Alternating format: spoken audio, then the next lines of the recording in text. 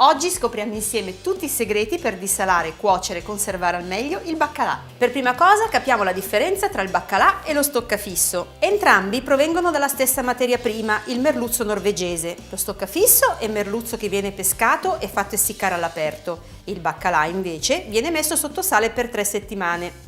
Spesso baccalà e stoccafisso vengono confusi perché in Veneto ci si riferisce allo stoccafisso chiamandolo baccalà. Ad esempio, il famoso baccalà mantecato è in realtà lo stoccafisso. Adesso vediamo come dissalare il baccalà. Per prima cosa lo spazzoliamo per eliminare il grosso del sale. Lo passiamo sotto l'acqua fredda corrente e lo laviamo per bene. A questo punto possiamo tagliare il baccalà in due, tagliando dalla testa alla coda e poi in comodi tranci. In questo momento possiamo decidere o meno di togliere anche la pelle, che verrà via molto facilmente. Ora lo immergiamo in una bacinella piena di acqua fredda e lo lasciamo in ammollo per un minimo di 48 ore, cambiando l'acqua ogni 8 e tenendolo in frigorifero. Il baccalà è dissalato, ora vediamo qualche consiglio su cottura e conservazione. Per evitare la lunga procedura di dissalatura, in commercio si trova del baccalà già dissalato in comodi tranci, in filetti o addirittura in pezzetti già pronti da cuocere. Una volta dissalato si presenta di un bel colore bianco e con una consistenza piuttosto morbida al tatto. Il baccalà può essere cotto in molti modi,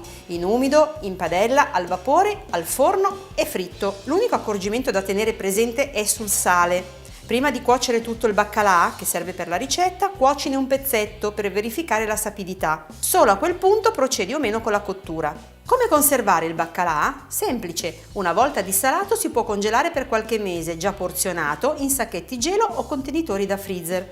Oppure si può conservare in frigorifero per un paio di giorni, in contenitori ermetici. Semplice, no? Tieni a mente queste piccole accortezze e d'ora in poi non potrai più sbagliare.